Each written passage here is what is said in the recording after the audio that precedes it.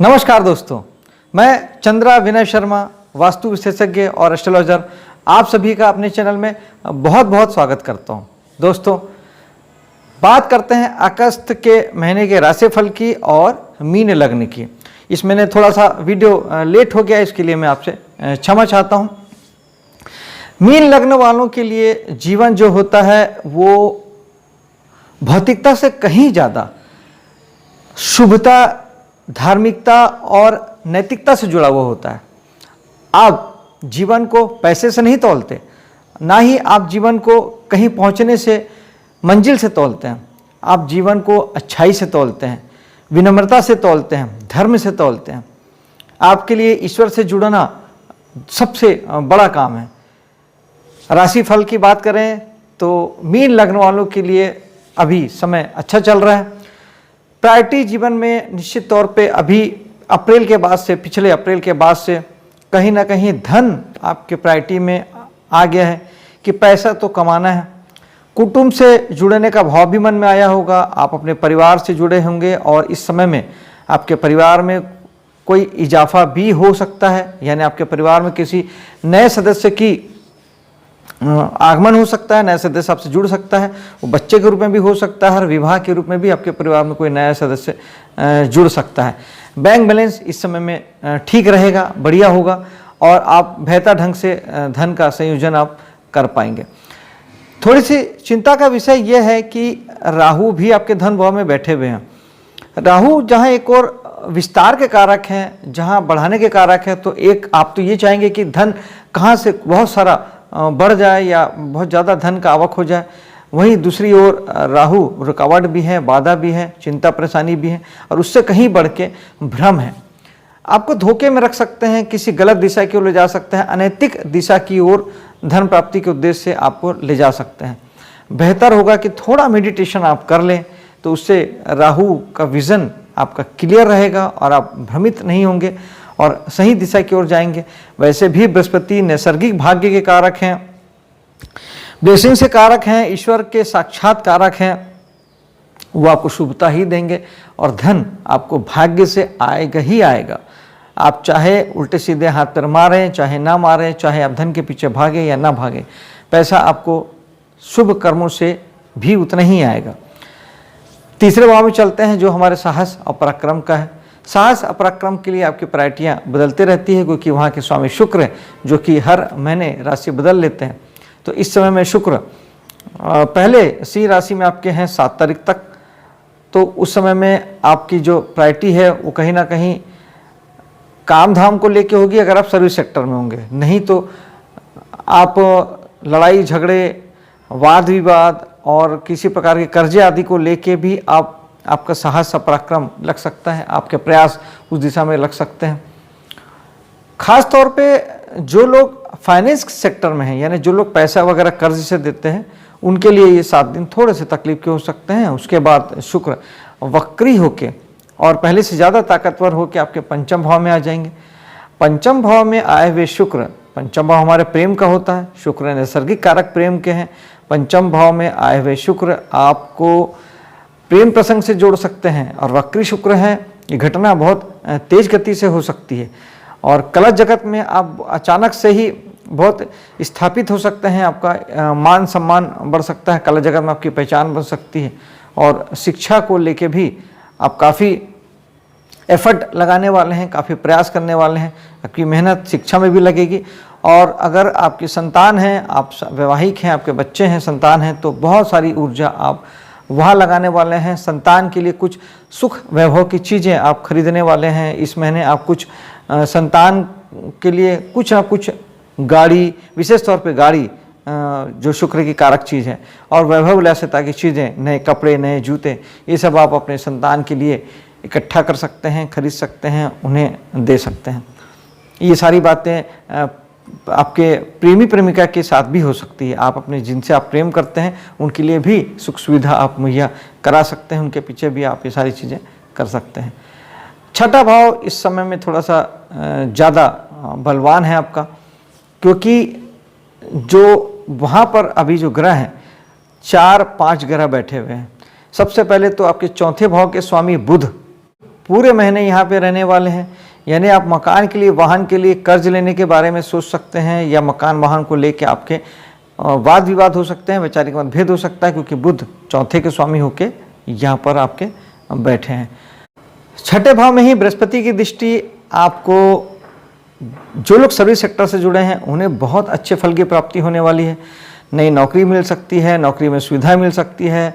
जिनके पास नौकरी पहले से कर रहे हैं उन्हें वहाँ पर ज़्यादा स्थापना मिल सकती है, उन्हें ज़्यादा मान सम्मान मिल सकता है, सैलरी वगैरह बढ़ सकती है और आप बेहतर ढंग से काम कर सकते हैं। जो लोग सेपरेटली प्राइवेट रूप से सेवाएं देते हैं, जैसे कुछ लोग इंजीनियर, डॉक्टर, वकील के तरीके से कंसल्टेंसी दे के काम करते हैं, या फिर आप राजमिस्त्री हैं, बिजली मिस्त्री हैं, किसी भी प्रकार के पत्थर लगाने वाले हैं, या किसी भी प्रकार के आप सेवा कार्यों से जुड़े हैं, आप मोबाइल बनाते हैं, टीवी बनाते हैं, एसी मैकेनिक हैं, किसी भी प्रकार के श्रम जो आप करते हैं सेवा के रूप में, या आप किराने की दुकान चलाते हैं, तो ये सारे जो सेवा कार्य हैं ये सब आपको कहीं ना कहीं सुख सुविधाओं से जोड़ेगा।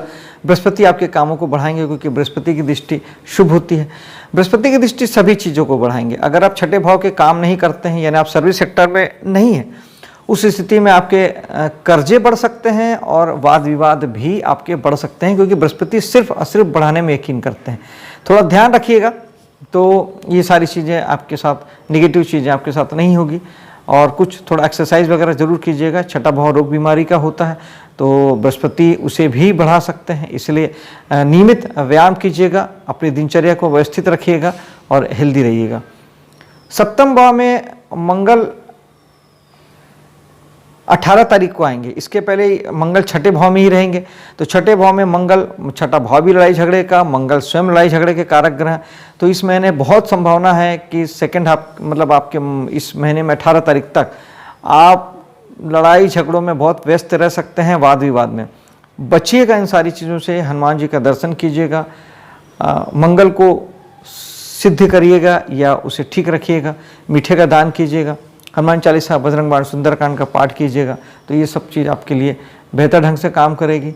मंगल के लिए भूमि में शयन करना भी अच्छा होता है, उससे मंगल आपके अनुकूल हो जाते हैं। यही मंगल जब 18 को आपके सप्तम भाव में आ जाएंगे, तो फिर ये गुस्सा और ये सारे भाव बढ़ाएंगे आपके जीवन साथी के, और आपके भी बढ़ेंगे, क्योंकि आपके लग्न पर दृष्टि डालेंगे सप्तम दृष्टि। तो जीवन साथी के साथ बच के रहिएगा, वाद विवाद को टालिएगा, बिजनेस पार्टनर के साथ वाद विवाद को टालिएगा, और बिजनेस की जगह में लड़ाई झगड़े से बचिएगा। मंगल ऐसा करते हैं, लेकिन मंगल का एक पॉजिटिव रूप भी है, वो है साहस, पराक्रम और बहुत सारी ऊर्जा। तो वो बहुत सारी ऊर्जा को, साहस को, पराक्रम को आप अपने कर्म क्षेत्र में लगाइएगा, जीवन साथी के लिए लगाइएगा, बिजनेस पार्टनर के साथ बिजनेस को आगे बढ़ाने में लगाएंगे तो कहीं दिक्कत नहीं आने वाली। 8वां भाव विशेष है, क्योंकि 8वां भाव एक तो हमारी कुंडली का खराब होता है, जहाँ पर बृहस्पति की दृष्टि है, और बृहस्पति जहाँ देखते हैं वहाँ के फल को बढ़ा देते हैं।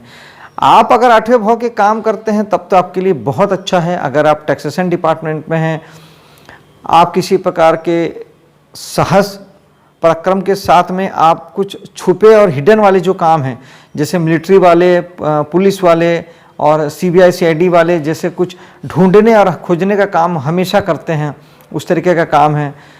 वास्तुशास्त्री हैं, एस्ट्रोलॉजर हैं, आप तंत्र मंत्र के काम में हैं, ये भी एक प्रकार से छुपे हुए रहस्यों को बाहर निकालना है।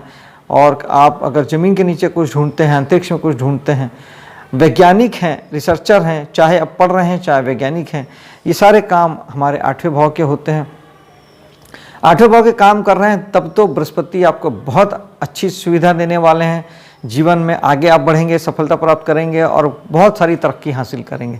लेकिन अगर आप 8वें भाव के काम जब नहीं करते हैं, उस समय में आपके तनाव बढ़ाएंगे, चिंता परेशानी बढ़ाएंगे, बाधा और रुकावट बढ़ाएंगे। बेसिकली 8वां भाव हमारे पीड़ा का है, रुकावट का है, बाधा का है। इन सारी चीज़ों को बृहस्पति बढ़ाएंगे। लेकिन एक बात बहुत अच्छी है कि यहाँ पर केतु भी साथ ही साथ विराजमान है। केतु यहाँ पे विपरीत फल देंगे। वैसे तो केतु जहाँ बैठते हैं वहाँ से व्यक्ति को डिटैच करते हैं, वैराग्य देते हैं, वहाँ से आपको चीज़ों को नष्ट करते हैं, परेशानी में डालते हैं। लेकिन चूँकि 8वां भाव हमारे तनाव का है, चिंता का है, परेशानी का है, तो केतु इन सारी चीज़ों से आपको विरक्त करेंगे। यानी आपको चिंता, परेशानी, रुकावट, बाधा की चिंता नहीं होगी। आप इन बातों को लेके परेशान नहीं होंगे। आपके साथ जो घटता है घटते रहेगा, लेकिन आपको किसी प्रकार के आप उससे अटैच्ड नहीं होंगे। ये केतु आपको करेंगे। ये यहाँ पे विपरीत फल होगा, केतु का आपके लिए शुभ हो जाएंगे। लेकिन फिर वही कि जो लोग 8वें भाव के काम करते हैं उनके कामों से भी केतु आपको डिटैच करने की कोशिश करेंगे। तब फिर आपको केतु को ठीक करना होगा। मेडिटेशन से ठीक होंगे, गणपति जी की पूजा करने से केतु ठीक होंगे, और सबसे मेन कि केतु है तो केतु बन जाइए, योगी बन जाइए, केवल कर्म करिए, फल की चिंता मत करिए, कहीं कोई दिक्कत नहीं आएगी। भाग्य के स्वामी मंगल सप्तम में बैठे हैं 18 तारीख तक, उसके पहले 6ठे भाव में, तो फिर महीना, आधा महीना भाग्य आपका सेवा क्षेत्रों में साथ देगा और आधा महीना फिर जीवन साथी और बिजनेस के सेक्टर में आपका भाग्य साथ देगा। 10वें भाव की बात करते हैं, जहाँ बृहस्पति की अगेन दृष्टि है, 5वीं दृष्टि, 9वीं दृष्टि। तो बृहस्पति सिर्फ बढ़ाने में यकीन करते हैं, तो यहाँ बृहस्पति की शुभ दृष्टि हो जाएगी। काम धाम बढ़ेगा, मान सम्मान बढ़ेगा, पद लाभ होगा और आप जीवन में बहुत सफलता हासिल कर पाएंगे।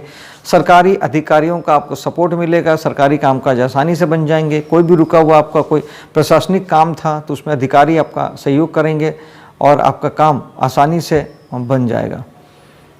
बृहस्पति है तो कहीं ना कहीं कर्म में आपको धार्मिकता भी जुड़ेगा, आप धर्म कर्म के कामों से भी जुड़ सकते हैं, काफ़ी आस्थावान हो सकते हैं और भाग्य आपको आपके हर काम में सफलता देगा।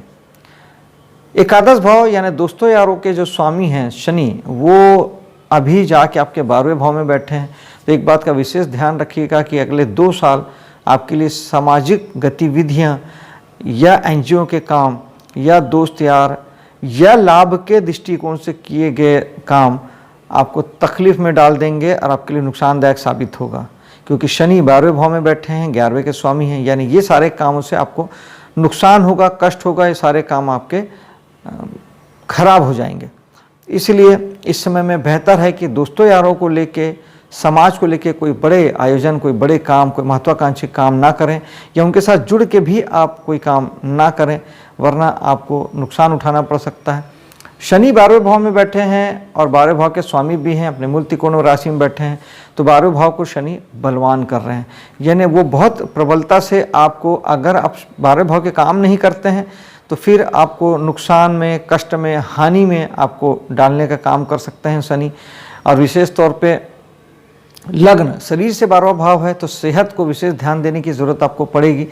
लेकिन फिर यही शनि अगर आप वहाँ के काम करते हैं तो आपके लिए अच्छे हो जाएंगे और आपको विशेष तौर पे 12वें भाव के कामों के लिए आपको मेहनत थोड़ी ज़्यादा करना पड़ेगा।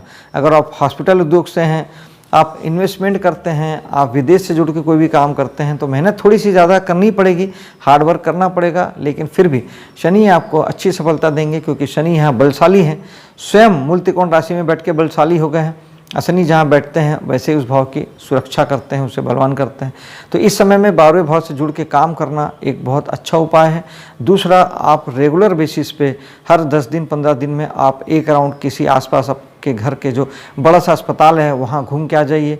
वहाँ अगर बड़ा अस्पताल है, अंदर वहाँ कैंटीन वगैरह है, तो वहाँ 5 मिनट बैठिए, वहाँ चाय पीजिए, कॉफ़ी पीजिए, पानी पीजिए और उसके बाद वहाँ से आ जाइए। तो ये हॉस्पिटल का यूटिलाइजेशन हो जाएगा और आपको हॉस्पिटल नहीं पहुंचना पड़ेगा एज ए बीमार होके या बीमारी की वजह से। मेरे वीडियो को लाइक कीजिएगा, शेयर कीजिएगा और मेरे चैनल को सब्सक्राइब कीजिएगा। आपके लिए मैं ना शुभ हो, सफल हो, इसी कामना के साथ मैं आपसे विदा लेता हूं। जय हिंद।